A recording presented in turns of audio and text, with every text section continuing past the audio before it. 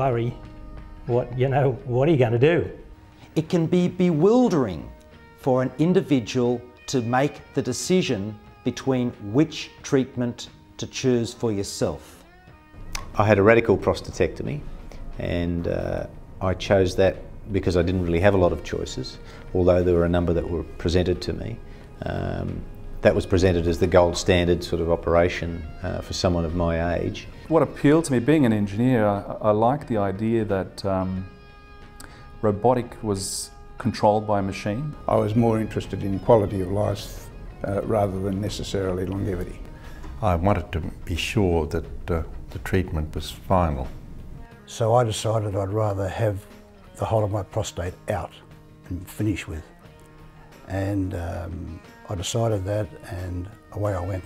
And I chose brachytherapy because my age, my weight, I had a virulent form of the prostate cancer and other considerations, and I'm very pleased with the choice that I made.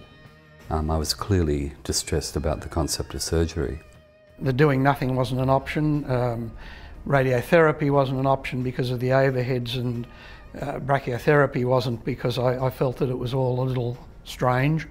So surgery was the way I wanted to go, and robotic surgery because it was less invasive, the recovery times were much better, and the outcomes were likely to be better for me. Well, my main concern before the treatment was living or dying or whatever it was. That for me, the sex part was more important than the death part. Surviving, I guess, that was the main concern. I had the high dosage brachytherapy followed by external beam radiotherapy. I chose it because to me it gave the best chance of completely eliminating the carcinoma in the prostate and preventing a recurrence there or a recurrence anywhere else. The thing that I'll never forget was being diagnosed with cancer. The fear of the future, the fear of the unknown. What did it mean for my family? What did it mean for me? And what I found as I went through that journey was that the more information I had, the more I could combat that fear and the more I could chart the way forward. Unfortunately, when I was diagnosed over 6 years ago, there wasn't much information around. I was lucky. I knew people. I got a second opinion. And through that second opinion, I made my decision. Sadly, many men don't have access to a second opinion, nor to the type of information they need to make informed decisions about their treatment. Men are fearful about the impact on their sex life.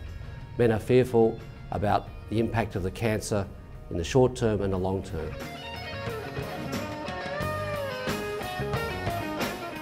This DVD resource is power.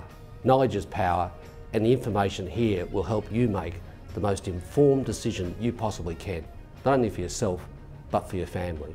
Study it with them. We're all involved in this together. Everybody needs to know what they're facing. That's why this DVD is so powerful.